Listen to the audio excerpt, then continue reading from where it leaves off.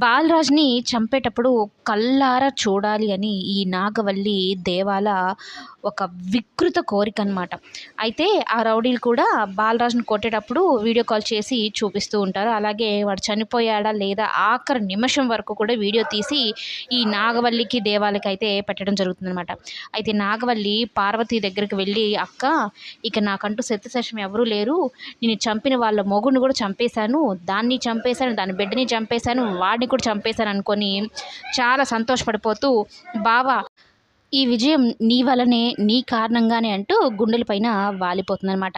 మనం చేయాల్సిన పని ఇంకొకటి కూడా ఉంది. ఆ చిన్నిని కూడా చంపేయాలన్నట్టు మాట్లాడతాడు.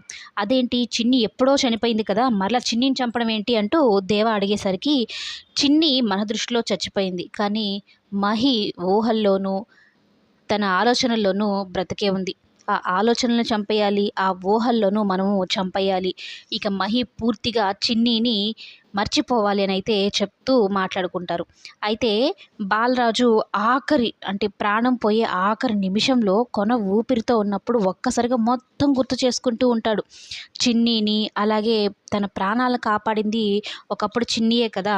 మరి అదే సిచ్యువేషన్ ఇప్పుడు కూడా రీక్రియేట్ అవ్వబోతుందనమాట. చిన్నిని గుర్తు చేసుకుంటూ ఉంటాడు. అలాగే కావేరి మెడలో తాళి కట్టింది, కావేరిని ప్రేమించింది, కావేరితో ఉన్నవి ఇవన్నీ గుర్తు చేసుకుంటూ బాధపడుతూ ఉంటాడు. ఒక్కసారిగా తన కళ్ళ ముందు అవన్నీ గుర్తొస్తూ ఉంటాయన్నమాట ప్రాణం పోతున్న సమయంలో. కానీ వీళ్ళు బాంబ్ పెట్టి, పేల్చేసి చంపేశామా అని వీడియో తీసి దేవాకి పంపించారే కానీ, ఆఖరి నిమిషంలో వచ్చి ఈ చిన్ని పెద్ద ట్విస్ట్ అయితే ఇవ్వబోతుందనమాట. ఏంటంటే, ఆ బాంబ్ పెట్టి పేల్చడం వల్ల బాలరాజ్ ఫేస్ మొత్తం గుర్తుపట్టలేని విధంగా మారిపోతుంది. అప్పుడే చిన్ని ఆ బాలరాజుని కాపాడడం జరుగుతుంది.